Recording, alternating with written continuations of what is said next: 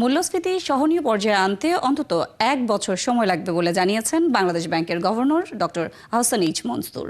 মূল্যস্ফীতি আগামী জুনের মধ্যে 7% এবং আগামী অর্থ বছরে 5% নামিয়ে আনা হবে বলেও আশ্বাস দিয়েছেন তিনি।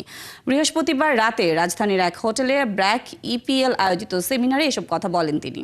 বলেন, আগামী 2 মাসের মধ্যে আলু ও পেঁয়াজের দাম স্বাভাবিক হবে। গত আগস্ট সেপ্টেম্বর মাসের বন্যার কারণেই এই দুটি পণ্যের উৎপাদন ব্যাহত হয়েছে, যা দাম বৃদ্ধির কারণ। এ সময় দুর্বল ব্যাংকগুলোর বিষয়ে তিনি বলেন, এসব ব্যাংকের তথ্য উপাত্ত যাচাই করে অর্থ পাচারের উৎস খুঁজে বের করা হবে। পাচার হওয়া অর্থ ফেরত আনতে ইউরোপ ও আমেরিকার সহযোগিতা চাওয়া হবে।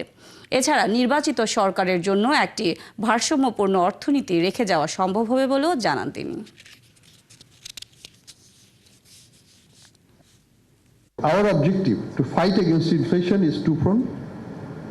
One is that we believe that external commodity price situation is now the outlook. If you get it from the World Bank, IMF, or from others, it is very stable. Global inflation has come down across the board. Interest rates are coming down. All of these are going to help our exchange rate, because we have higher interest rate.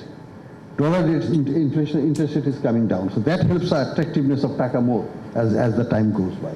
The Fed is going to decide very soon, or may have already decided today on the cut. So those things matter.